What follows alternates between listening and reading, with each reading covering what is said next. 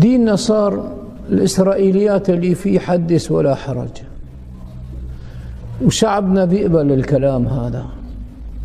هلا بني إسرائيل أشربوا في قلوبهم العجل. الإنسان سبحان الله الباطل بتلاقي بيشربوا شرب بقلبه، بينما الحق مر. الحق ما حدا إيش بيرتاح له، لأنه الحق مر، والحق اسم من أسماء الله سبحانه وتعالى. ففي كتاب اسمه الإسرائيليات يباع في السوق، كتاب جيد والله، بيبين لنا فيه كثير من الأشياء اللي الناس نعم عم يتعبدوا فيها وهي لا شيء. هلا لاحظ سبحان الله، امبارح استوقفتني امرأة عم تسألني عن العدة. أول امبارح استوقفني رجل كنت في عزاء عم يسألني عن العدة. الله يجير الديات. طيب، باللي بيجوز أخي متوفى إنه زوجته تبين على سلافها. طيب شلون كانت عايشة بحياتها الطبيعية؟ بتعيش معهم، بشوفوها بالإيشار وبقلابية طويلة وكم طويل، بتبين عليهم بإيشار وقلابية طويلة وكم طويل، مثل ما كانت تبين عليهم تبين. إذا دق الباب بترد على الباب تقول مين، وإذا رن التليفون بترفع السماعة كمان بترد على التليفون. 3 أشياء المرأة ما بتشتغلها: ما بتنخطب، ما بتتزين، ما بتنام برات البيت. 3 أشياء.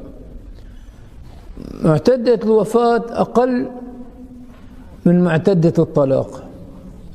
معتدة الوفاة إذا كان بالنسبة إلها بدها تجيب من برا جرزة بقدونس مشان بدها تساوي فول، تطلع بتلبس نعم غطاها، بتطلع بتجيب جرزة بقدونس وتفوت على البيت. إذا ما في مين يجيب لها. نحن عنا لا، المعتدة الوفاة نحبسها بالبيت منموتها. ممنوع ترد على التليفون، ممنوع ترد على باب الزقاق، أشياء دكر ما بتاكل، لبن مصفى ما بتاكل، جبنة بتاكل. اي نعم. شو في شيء اسمه دكر ما بتاكل، شيء اللي اسمه انتاب بتاكل منه. منين جبناها هي؟ بتلاقي هلا اذا امرأة مثلا ولدانة اجت لعندها مثلا مرت اخوها زيارة او جارتها او شيء، فتلاقي مثلا الولد صار لونه ازرق او الحرمة صار، الله لا يوفقون، ابصر مين فات يسلم عليها وهي بالعادة الشهرية قامت كبستها. طيب هلا اللي ابتلت بالمشفى، مو كل النيرسات، معظم النيرسات بالعادة الشهرية يعني، ليش ما بيكبسوها؟ بس هي مرت اخوها او سلفتها او كذا يلي كبستها. اي نعم، مشان يقطعوا ارحامهم. فنحن صار في عنا اي نعم الدس بشريعتنا اشياء الى اول ما لاخر. سيدنا ايوب عليه السلام قال صار الدود يطلع من جسمه، ما بيجوز هالكلام هذا. الانبياء ما بتمرض مرض منفر. سيدنا ايوب كان مرضه جلدي، تحت جلده كان، وكان ما بيحسن يوقف على حيله. اما شو قصته نعم انه دوت، لا ما بيجوز هالكلام هذا كلياته، ما بيجوز. طيب كمان انه نعم الانبياء انه نعم عاشوا في المعاصي. زعموا انه سيدنا داود عليه السلام عشق امرأة بعض جنوده، وارسلوا للقتال وقتلوا للجندي اي نعم مشان يتزوج زوجته. معقولة نبي يشتغل الشغل هذا؟ منين بيجيبوا لنا هالكلام؟ وتلاقي الناس سبحان الله مصدقة وعايشة من أحلى ما يكون. هنا مرة أحد الطلاب عنا بالجامع، الشيخ عم يحكي قصة. طيب القصة يا أخي الوعاظ المفروض يكون في عندهم أدلة وأسانيد على القصص اللي بيجيبوا لنا إياها. طيب هالناس هي اللي قاعدة ليش مستسخف عقولها أنت؟ يعني عجبتك القصة اي نعم اشتغلت فيها، راجع اي نعم دليل هالقصة اللي بدك تحكيها للناس. ما هي الناس هي اللي قاعدة جاي تتعلم، جاي تنشحن يوم الجمعة، جاي تنشحن من الأسبوع للأسبوع، جاي ياخذ منك كلام اي نعم يطلع فيه على البيت، يصير عنده قيام ليل، عنده اي نعم ذكر، عنده. لكن اما تجي تحكي لنا هالكلام هذا منين بده يلاقي له طعمه؟ فمره احد المشايخ، انا كنت قاعد والله بالدرس، عم يحدثنا، قال انه اي نعم كان الشيخ محي الدين بن عربي رحمه الله تعالى على ظهر سفينه، فنايم الشيخ، قامت اي نعم سبحان الله هاج البحر، هاج البحر لحتى صارت السفينه اللي فيها الشيخ تنقام وتنخبط. رقدوا فيقوا الشيخ، قالوا سيدي قوم شوف شو القصه كذا. ففاق الشيخ، طلع لقى ايش المشكله صايره، قام ضرب السفينه برجله، قال له اسكن بحير فوقك بحر. يعني شو قصده بالبحر؟ انه بحر علم. قام طلعت سمكه، هي كانوا بالبحر الاحمر، مدري وين كان مسافر، طلعت سمكه قالت له اي نعم للشيخ محي الدين انه يعني باي صفه بتتكلم هالكلام هذا؟ بتقول له للبحر انك اسكن بحير بالصغر فوقك بحر، يعني انت شغله كبيره. اي نعم. فقالت له بدي اسالك كم سؤال، اذا بتجاوب عليهم فعلا بتكون بحر علم. قال له اسالي. قالت له اذا الله سبحانه وتعالى مسخ رجل حجر، شو بتمسك زوجته؟ عدة وفاة لما عدت مطلقة. وإذا مسخوا حيوان شو بتمسك زوجته؟ عدة شو؟ قال شاف النبي عليه الصلاة والسلام بالهوى، وقال له يا ابن عربي إلها أنه إذا مسخوا حيوان بتمسك عدة مطلقة، مسخوا جماد بتمسك عدة وفاة. قالت له صلي على اللي علمك وراحت. فكتب في بعض كتبه ومن جملة مشايخي سمكة بالبحر الأحمر. هذا الكلام ما يؤخذ به، هذا الكلام غريب علينا وغريب على ثقافتنا. نحن ديننا دين علم، دين فهم، دين عم يدرسوه بالكليات الشرعية، دين عم تحفظه الناس، عم تاخذ نعم العلم بأسانيده. الخطيب على المنبر إذا ما أسند كلامه مرفوض. بده يقول لي هذا الكلام منين جابه؟ بده يقول لي روى البخاري، روى الترمذي بسند حسن بسند صحيح، روى ابن ماجه، روى أبو داود، هيك بدك تقول لي. أما أنك نعم بالنسبة إلك تتكلم بدون أسانيد، أو والله كلمة قال الشيخ، حدثنا الشيخ، هذا سند مرفوض. شو حدثنا الشيخ؟ اي نعم. هلا بالقرى اللي كنت اخطب فيها الجمعة، لما انسان بده يكذب له كذبة ومشان يصدقوه شو بيقولون؟ انا سمعتها من الشيخ فتحي. شو بيقولوا له الناس؟ خلص انت سمعتها من الشيخ فتحي معناتها صدق. لك هو لا سمعها مني ولا انا قلتها ولا حدثت فيها، بس مشان يصدقوه بيقولوا سمعتها من الشيخ. فكثير ناس مثلا بيراجعوني شيخ شو مدى صحة الأمر هذا؟ والله ما سمعت فيه. بقول له الرجل أسنده إلك، شو أسنده إلي؟ يعني ما له حق يسند إلي. فلذلك نعم هلا التفاسير فيها كثير كحاطب ليل. الحاطب الليل بياخذ فأس وبيطلع على هالشجر، هي شجرة خضراء قصة، هي شجرة يابسة قصة، بده ياخذ حطب مشان يدفوا. طيب الحطب اللي انت اخذته بالليل ما بيبين معك شو هو، كحاطب ليل. فبتلاقي بعض المفسرين معبي الجعبة تبعه ملانة، فيها الغث وفيها السمين. طيب هذا الكلام عن مين جبته؟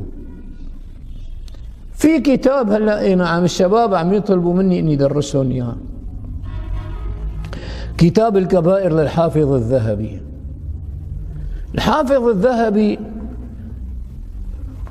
محدث، بس اللي شرحوا على الكتاب جابوا لنا قصص غريبة وعجيبة، جابوا لنا حكايا نعم وقصص ما سمعنا فيها.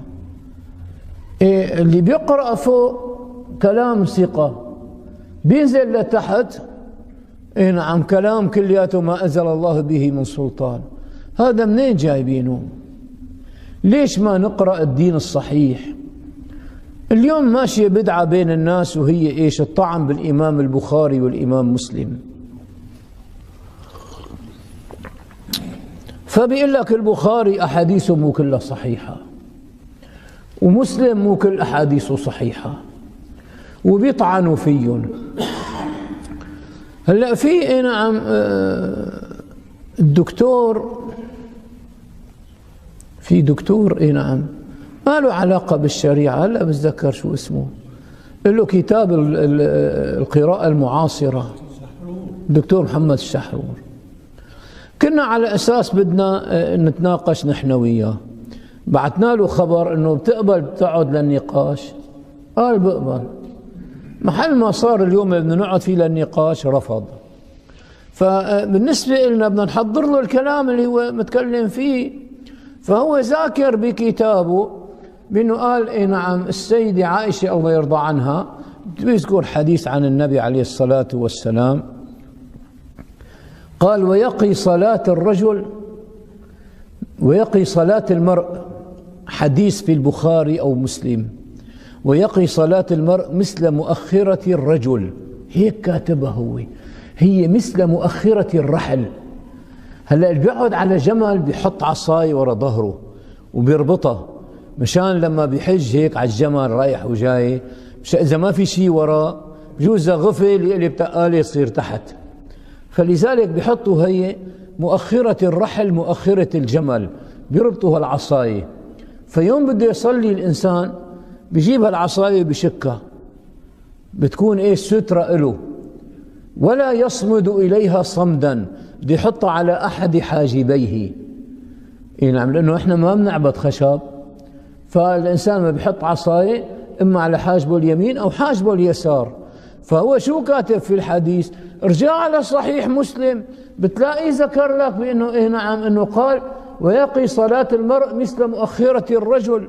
الناس ما فاضية ترجع للصحيح وتشوف الحديث شو بيقول لك، والله معناتها مزبوط العامي بيقول لك مزبوط، معناتها مو كل شيء اجى بصحيح الامام مسلم صحيح، ومو معقول النبي عليه الصلاة والسلام يذكر هيك حديث نعم مثل مؤخرة الرجل. شو مؤخرة الرجل؟ يعني نعم المؤخرة تبعه لبني آدم، يعني نعم بيقول لك هيك سيدنا النبي بيقول معقول يقول هيك كلام؟ ما بيقول هيك كلام. فنحن يوم قرأنا كتابه حضرنا مشان انه نتناقش نحن وياه، بعدين رفض ما رضي يناقشنا. هنا يقول عليه الصلاة والسلام من كذب علي متعمدا فليتبوأ مقعده من النار، وهذا حديث من أقوى الأسانيد. ففي ناس يقول لك أنا ما عم أكذب عن النبي، عم أكذب له، عم جيب أحاديث مشان قوي فيها السنة. ما بدنا.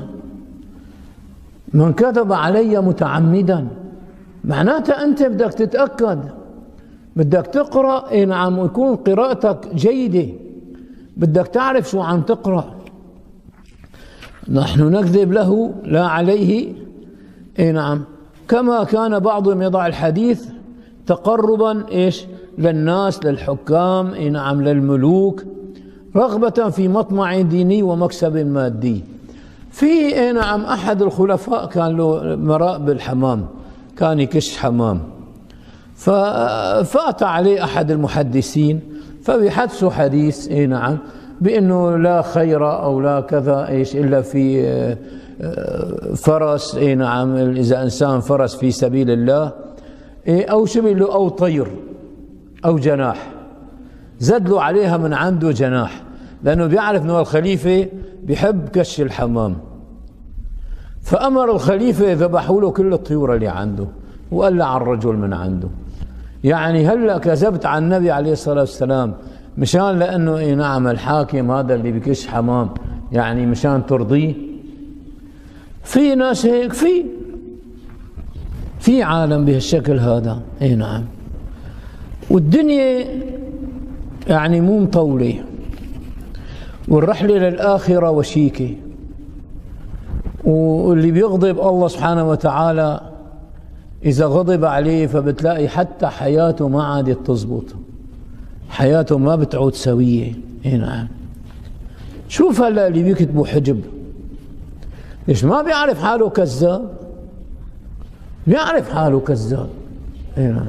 وبيعرف انه عم يغش الناس، وانه هالشخوطه اللي بيعملنا اياها. اي نعم. هو امي بيكون لا بيقرا لا بيكتب، وبيعملنا مثل حرف النون. اي نعم. هيك تلاقي برشامه طويله هيك، وبيقول لك قص من شقفه هيك، وبتحط على البابور، كنا ايام بوابير تحط عليها او على الغاز بتحط تنكه، وبتحرقها وبتمرفق منها 7 مرات وكذا. هو عرفان انه ما فيها شيء. مرة جابوا لي حجاب، جماعة جابوا لي حجاب، خايفين منه للحجاب. شيخ شوف لنا الحجاب، فتحت الحجاب، بعدوا لبعيد. لما جيت افتح الحجاب خافوا انه رح يطلع شيء جني منه، والجني عايف حاله، الجني ضعيف، الجني مو قوي، ان كيد الشيطان كان ضعيفا. الجني مو هذاك القوة اللي عنده. يعني لو الله سبحانه وتعالى مرجينا اياه لحتى نضحك عليه، ما هذيك الاشكال يعني المخيفة او كذا او شيء، بس بيشتغل بالوسوسة. فبيجي ببخ بإذن بني آدم، بيوسوس لبني آدم، ما بيطلع بيده أكثر من هيك. هنا فلذلك اللي كذبوا ايش على الشريعة، هلا في عنا المستشرقين، ناس درست الشريعة مشان ايش؟ مشان تطعن فيها، مشان يشغلونا فيها. كان في احد الطلاب مع مشايخنا تخرج من معهد الفتح الاسلامي، وكان يناقشهم اي نعم بالشريعة حتى قدام منه هن يعجزوا، وصلاة ما بيصلي. واحد الطلاب اللي تخرجوا، فكان يوم بيتخرجوا الطلاب من المعهد فبيلبسوا الزي الشرعي، بيعملوا لهم غدا، اي نعم، بيعطوه شهادة التقدير اللي حصل عليها، وانه يلا الله معك بقى، انت مع السلامة، خرجناك وكذا. فبيحكي لنا شيخنا انه كان في معه طالب العمامة تبعه عبارة عن خرقة لفة هيك على راسه، ونزل له عزبة من وراء بشكل مزري يعني. فبيقول له الشيخ يعني انت يعني ليش مالك مظبط؟ قال له هلا بس اطلع من هون الغدا بدي شوطة برجلي جيبها باخر الدنيا، ولا بدي الشريعة ولا بدي شيء. إيه انا كنت نعم، كان في معنا واحد من صف رابع بالمعهد الشرعي بينام بالجامع، كانوا سامحين له الاوقاف ينام بالجامع. نحن ننزل نفتح الجامع على صلاة الصبح ونأذن ونصلي، هو نايم جوا ما يفيق الساعة 6:30 7 مشان ينزل على المعهد. ونحن بنعرفه انه ما بيصلي، عارفينه بأني غرفة نايم، واذا فيقناه بيزعل يعني، بالله اخي رح تنزل بجورتي شيء انت؟ يوم بيوم يوم بيوم ولا اخذ اجازة ورايح على بلده، لابس لك جبة وعمامة شيخ الإسلام ما شاء الله. قلت له شو هاد شيخنا؟ شو هالزي الحلو هاد؟ والله اللي بيشوفك بيدخل فيك، يلي بيشوف هيك زي. اي نعم، واحد بيرقد ببوس ايديه ببوس رجليه، يعني عاطيك زي من احلى ما يكون ومظهر حلو، بس وين المضمون؟ قلنا له وين المضمون شيخنا؟ اي نعم. قال لي اتركني بحالي الله يرضى عليك. قلنا له تركناه. اي نعم. فلذلك اي نعم بتلاقي حتى دسوا على بعضهم، المشايخ دسوا على بعضهم، الصوفية والسلفية دسوا على بعضهم. اي نعم، مشان انه تلاقي الناس تكفر بعضها، هاد دسوا بكتابه وهاد دسوا له بكتابه. يعني شو اللي اجاهم من هالشغلة هي؟ يعني سبحان الله، ما أنت عالم. اي نعم، مفروض تتقي الله سبحانه وتعالى، المفروض تكون عندك مخافة من رب العالمين أكثر من غيرك. أنت بتصلي بالجامع محسوب على رب العالمين. هلا اللي بيصلي إذا عمل شغلة ما لها طعم شو بيقول لك تتفرج عليه بالجامع قاعد. اي نعم، شوفوا ما بيطلع من الجامع. طيب عشو يعني؟ اي نعم، ما أنت على ثغر من ثغور المسلمين، أنت عم تجيب مسبة. اي نعم للمشايخ، هذا اليوم كان اللي عم يحدثني كان عم يقول لي انه عنده صالة تبع افراح واحزان، فبيقول لي انه ايه نعم بيتشاجروا احيانا على الاجره وبيتخانقوا وبيتدافشوا وبيضربوا بعضهم، ايه نعم مشان الاجره. فلذلك طيب انت يعني النظره اللي عاطيها للناس عن المشايخ ليش عاطيها هيك النظره هي؟ ايه نعم. فسبحان الله بتلاقي ديننا حلو، ديننا دين وسطيه. هلا الغرب كلياته ما بيحبوا انه يثبتوا لنا الوسطيه. ليش؟ بده يثبتوا للناس على انه نحن ناس متعصبين، بده يثبتوا للناس على انه نحن ناس اي نعم متشددين. هيك بدهم يحاربوا الاسلام من هالباب هذا. فبيجيبوا لنا ناس اي نعم مثل الشيخ ميزو تبع مصر، خريج الازهر يخرب بيته، لك كل فتوى بيجيب لنا اياها ما بتنزل لا بأبان ولا بميزان، وبيطعن بأي إمام وبيحكي مثل ما بده. مرة قتلوه بقلب شو اسمه غرفة الإذاعة، عم يناقش الشيخ، قام فزد الشيخ وراح ليه نعم ونزل فيه قتلوه. فسبحان الله. ومثله متايل الشيخ ميزو، مثله متايل. فبتلاقي كثير ناس مشترات المال.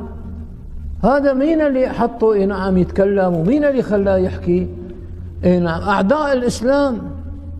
هذا لو انه تخرج فعلا من الازهر ما بيبعتوهم يدرسوا، فعلا بيبعتوهم يدرسوا. بس شوف لا اله الا الله، احيانا بيبعتوهم في منهم بيبعتوه ليدرس الشريعه مشان يطعن بالشريعه، بيقوم بيصير بقى ايش صاحب دين وبيمشي بالطريق طريق الشريعه. اي نعم. لأنه هالدين هذا تبعنا شلون ثبت لهلا؟ في حضارة ثبتت 1400 سنة؟ ما في. طلع على الحضارات قعدت لها مثلا 500 سنة 600 سنة، بعدين انتهت الحضارة راحت. بس ديننا هذا ثبت. ليش؟ هلا التتر اللي فاتوا على بلادنا بعدين صاروا صاحبين دين، قعدوا مع المشايخ، قعدوا مع العلماء، صاروا صاحبين دين. اي نعم. هذا ديننا توغل بالناس.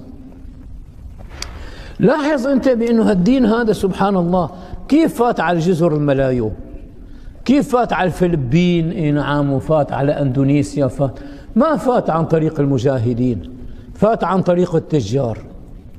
هالتجار اللي كانت تبيع وتشتري بما يرضي الله. لما انسان بيشوف اي نعم تاجر، قرأت على التواصل الاجتماعي ما بعرف حكيت لكم اياها، واحد اتصلوا فيه سيارته صافي قدام البيت، اتصلوا فيه الشرطة قالوا له احضر حالا عاوزينك على البيت. اجى على البيت قام لقى دورية شرطة واقفة قدام بابه، قالوا له انه الجار اي نعم قال لهم بانه طرق سيارتك فشخطها شخطة بسيطة، والجار هو اللي اشتكى على حاله، يعني مشان تجي تشوف شو بدك انت حق هالأمن. عم يقول جيت طلعت بالشخطة لك ايه مو مبينة. قال له ما بدي شيء. قال له متأكد ما بدك شيء؟ بيطلع لك يعني. قال شو اللي بده يطلع لي؟ ما بدي شيء. فجاره اي نعم سبحان الله اللي شخط له السيارة قال له منين انت؟ قال له من سوريا، هو بألمانيا. فراح جاب له اي نعم شوية شاي بن، وقال له هذا البن بن عربي، فلذلك يعني خذ اي نعم ساي منه قهوة وانبسط وانسر منه. اي نعم. في كثير ناس واحد لقى حقيبة فيها مصاري اي نعم لشركة، فأخذها وراح يدور على صاحبها لحتى لقاه، لا قاعد عم يبكي. اللي حامل الحقيبة أمانات حاملها، لا قاعد عم يبكي. فأجا قال له أنت فلان؟ قال له نعم. قال له الحقيبة إلك؟ عم الزلمة فز مثل المجنون. لك قال له والله هي رواتب يعني تبع الموظفين، والله بيغرموني فيها، والله بينخرب بيتي، هات ايدك لبوسها. شلون جبتها؟ قال له شلون جبتها؟ ديني بيأمرني انه اجيبها، ما بيحق لي اخذها. اي مال بتلاقيه ما بيحق لك تاخذه، هذا لقطة. مرة واحد ملاقي اسوارة ذهب مبرومة، والمبرومة غالية بتجي، وين ملاقيها؟ جنب طليطلة، هي حديقة شو اسمها الجاحظ، ملاقيها هنيك، قال مو واثق من حدا، جايب لي على جامع الحاجبية، قال شيخ لقيت اسوارة ذهب انت تصرف فيها، شوف شو بدك تشتغل اشتغل. قال له وين لقيتها؟ اللي قدام سوبر ماركت طليطلة حديقة الجاحظ. اوف، ولا جايبها لهون؟ هنيك روح اعلن عنها، اكتب ورقة انه لقينا قطعة ذهب، اللي بيعلم علامتها بياخذها، رقم تليفوني، ما كان في موبايلات، رقم تليفوني كذا، فبيدقوا لك، اذا ظهر صاحبه وعلم لك علامتها بياخذها. هون مين بده يظهر صاحب؟ منين بده يجي؟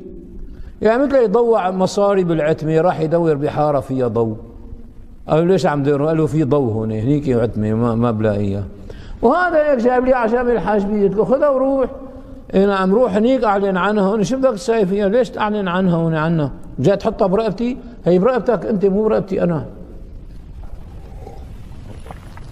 لانه اللقطة بس ترفعها من الارض ما عاد يحق لك ترجعها، بس تلاقي دزدان تحمله تشوف شو في بقلبه ما عاد يحق لك ترجعه. حكى لي رجل بانه نشال، بيعرف واحد نشال سرق دزدان من موظف، وإذ لقى في بقلب منه ورقة كاتب اي نعم 5000 ليرة للحام، 5000 ليرة للسمان، أجار البيت كذا أجار، والراتب جديد قابضه. طلع هذا الحرامي، طلع اي نعم على الورقة اللي مكتوب فيها الحساب، وطلع على الراتب هاد قد هاد، قام حط له قد الراتب من جيبته. حكى لي اللي راح لعند المختار برمبو هيك سماه لي اياه، وقال له سيدي اي نعم بس يجيك اي نعم زلمه هيك عنوانه هيك كذا، تعطيه هذول، قل له حط لك اياه النشال اللي سرق لك المصاري. اي نعم. فسبحان الله، يعني الناس اللي في بقلبها رأفة، في بقلبها رحمه، في بقلبها اي نعم، يعني بنقول في دين. طيب هذا صلاة ما بيصلي وحرامي. قلت لكم مرة مريت أنا على موقف باص، لقيت 3 نشالة واقفين عم يقرأوا ورد، يا ستار يا ستار يا ستار يا ستار. ما شو عم تساوي؟ قال عم نقرأ ورد. قال لي بزمانه في حرامي ما قرأ الورد قام انكمش. ما شاء الله. وكان قال له انت عم تقرأ؟ بدنا نقرأ. قالوا لي ما مرة بنسرق الا ما بنقرأ الورد مشان ما ننكمش. اي ورد عم تقرأ؟ وطالع تنكب بالناس. اي نعم، اللي قابض واللي اي نعم. مرة في واحد اجى تدين مني 5 ليرات. 5 ليرات بالسبعينات، كانت بال74. كنا نروح على حلب بليرة ونص بالباص، بليرة ونص ندفع نروح على حلب. اي نعم. فلذلك لما اخذ من ابي كنت ال5 ليرات مشان نروح على السكنه، فكانت ال5 ليرات تلاقي الطعميني بالاستراحات والشبرق فيها، ورد بدي اركب من حلب لايش للمكان اللي خدمت فيه، كمان بدي اخذ مكرو مشان نروح فيه ب5 ليرات. فاجا واحد من الحاره، اي نعم، شلون استدل علي والله ما بعرف، اجى سلم علي، قال لي بدي اديها منك 5 ليرات، من 5 ليرات، اخذها وراح. غاب شي 3 ساعات 4 ساعات، رجع قال لي الله سبحانه وتعالى رزقني والحمد لله، جاي رجع لك 5 ليرات. قال له منين رزقك؟ يعني مو بلادنا هون. فات على مكان ببيعوا فيه غنم، تجار الغنم، فات زلمه بايع طرش الغنم تبعه، اخذ له الدزدان. طيب هذا الزلمه شو صار فيه هذا؟ هلا راح على ضيعته، ضرب ايده على الدزدان ما لقاه، وطلعوا فيه بقى اهل بيته وطلعوا فيه الناس، اذا كبيرنا انضحك عليه وانسرق. اي نعم. قلنا له الله يرضى عليك، اذا فيك ترجع لي نفس ال5 ليرات تبعاتي، واجار المكرو اللي حطيته من ضيعه لحلب اي نعم سامح فيه، رجع لي البقيه وما بدي شيء من مصاري هالرجل اللي قاعد عم يبكي عليها. فسبحان الله، الناس اي نعم لما قلبها بيصير قاسي، لما تفكر بدين، ولما تفكر بإنسانية، ولما تفكر اي نعم بغيرها انه شو صار فيها، عادي عندها، ما في اي مشكلة. شريعتنا اي نعم اهم شيء انه نكون اي نعم صاحبين دين. هلا ما بدنا كلمة ضمير، بدنا كلمة دين. ولا ضميره حي، لا، في دين هالرجل هذا. اي نعم، اشتغل بدينه. ورجيني دينك. يعني كنت كاتب انا بزماني على التواصل الاجتماعي انه لا تقل لي اي نعم قديش تحفظ من القرآن الكريم، ورجيني اخلاق القرآن اي نعم باعمالك.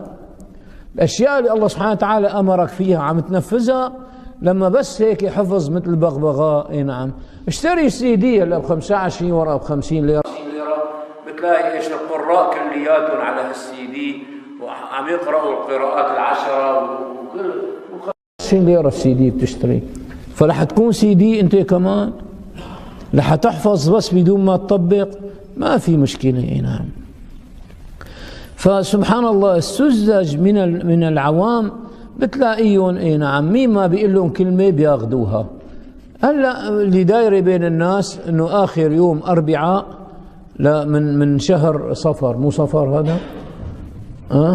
اخر يوم اربعاء من شهر صفر له اي نعم اوراد معينه، له صلوات. ما له شيء، ما له شيء، ما ورد لا عن النبي ولا ورد عن حدا.